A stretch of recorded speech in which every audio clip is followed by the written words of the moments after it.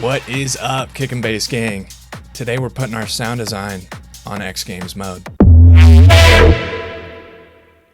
As always, make sure to like, comment, and subscribe for more sauce. Now let's get it. All right, let's check this bad boy out.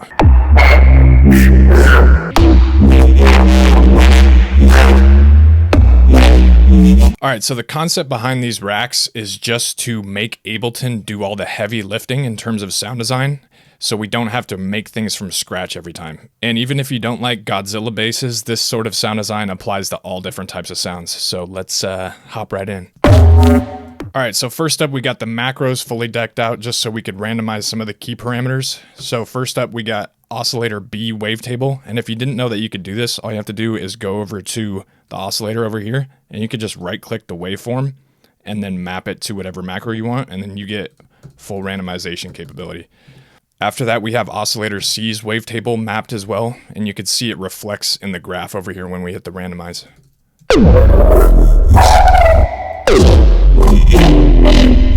Nice.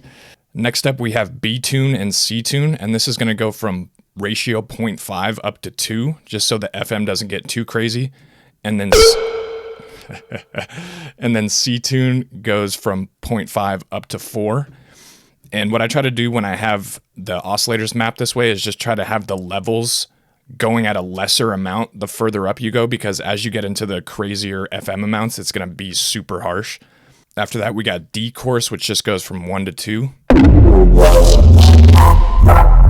Next up, we have the operator tone control mapped right here, and this just controls the level of all the FM. So as the tone goes up, the FM is increased, and as you pull it down, it's less.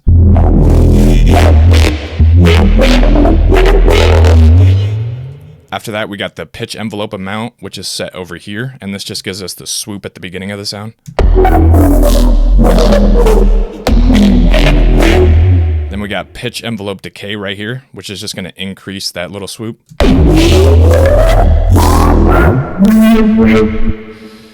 Then these havoc knobs right here are set to the jitter on a lot of the LFOs, and that's just going to give you like a crazy result every time you mess with it.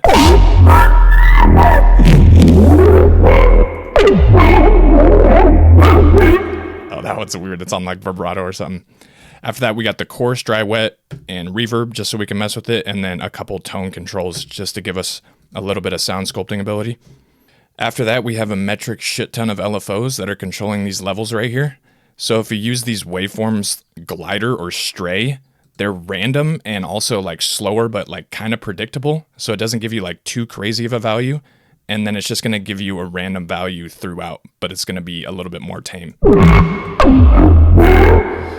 And when you're dialing these in, it's always good to just drag this maximum value up and down when you're setting it, and that way you'll like hear exactly what it's doing. So we have B has a glider, C level has a glider, and then D level also has a glider. After that, we have a 2-band frequency splitter. So I just grouped an EQ and then split it and then mapped the frequencies to one knob. So as we move this up and down, it also moves the high band. And this just makes it so you could solo out the sub and just distort the mids. After that, we got whatever this is. So my thought process on this one was just to distort some of the frequencies that go into the overdrive, and that's what gives us a lot of the crazy overtones and like the warbling. So if we check out these LFOs, we got a super fast sine wave that also has an LFO that I'm guessing is a stray set to the rate. So the rate is just going to randomly move around. And then this LFO goes to the frequencies of these and also the gain. So it's like constantly getting faster and slower, and then it's always moving around. Yeah, you could hear it distorting the shit out of all these frequencies.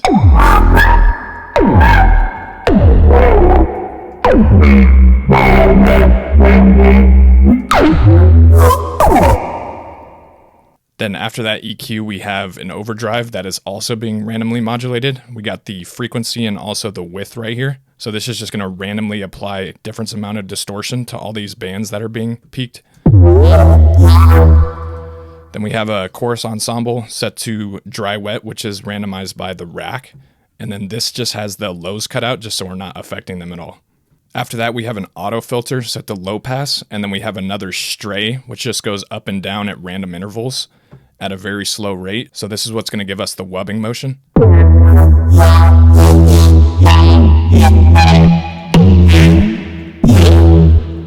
After that, we have a roar set to multiband mode, so we get control of each individual bands.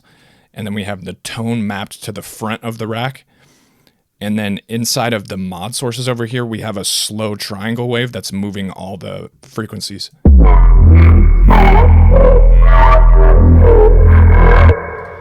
And then on the high band, we have a noise shaper to just add some sizzle on the top. And we got, again, more crazy LFOs just doing whatever they want on these.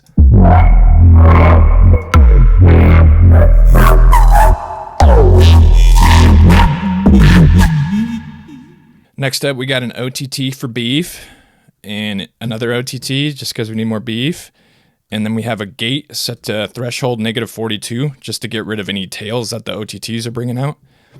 And then we have a standard multiband comp just because I'm lazy as shit and it just tames the highs. After that, we have a reverb set to 2.5 second decay. And then we have this dry wet mapped to the rack as well. Then we have a saturator set to hard clip and it's blasted as shit. And then we have macro control of that as well. And then just a limiter at the end. And then just to show you guys a more practical application of this, besides making the Godzilla soundtrack, this is kind of how I would use it. So I would just pull up another audio track and then record arm both of them and then just resample a couple minutes of this and hit the randomize. And then from there, I would just use it as like dark bass fills or like wubs.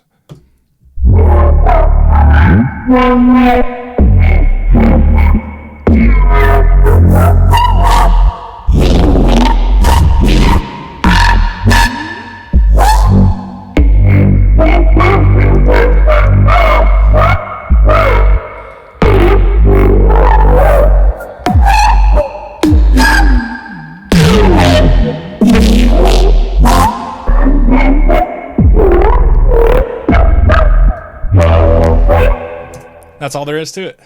All right, gang, that's going to do it for the sound design sauce. Make sure to like, comment, and subscribe as always, and I'll see you on the next one.